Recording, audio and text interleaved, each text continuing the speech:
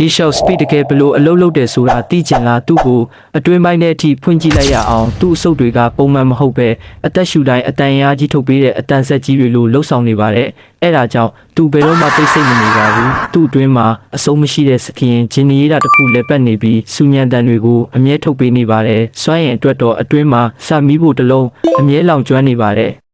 မယုံကြည်ရင်တော့ယုံရမယ့်အရာကသူ့အတွင်းမှာဖျဲသီးစက်ယုံတယုံလက်ပတ်နေတာပါပဲသူ့ဘက်ကမိဖြစ်ကန်နုံလိုအလုတ်လုတ်ပြီးသူအရန်អော်လိုက်တဲ့အချိန်တိုင်းမိတောက်တွေထွက်ပေါ်လာပါတယ်သူ့နှလုံးကတော့မျက်နှုံးမြင့် Wi-Fi ရောက်တာတစ်လုံးလိုဖြစ်ပြီးစွမ်းရင်အားလုံးကိုထောက်ပံ့ပေးနေပါတယ်အရာအားလုံးရဲ့အလဲဘဟုမှာခရစ္စတီယာနိုရိုနယ်ဒိုအသေးစားတစ်ယောက်ကအင်ဂျင်လိုလက်ပတ်နေပြီးအရာအားလုံးကိုလှုပ်ရှားစေပါတယ်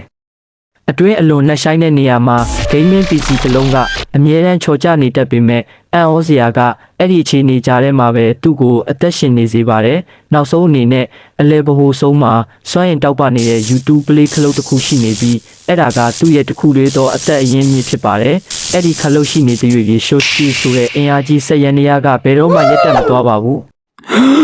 ။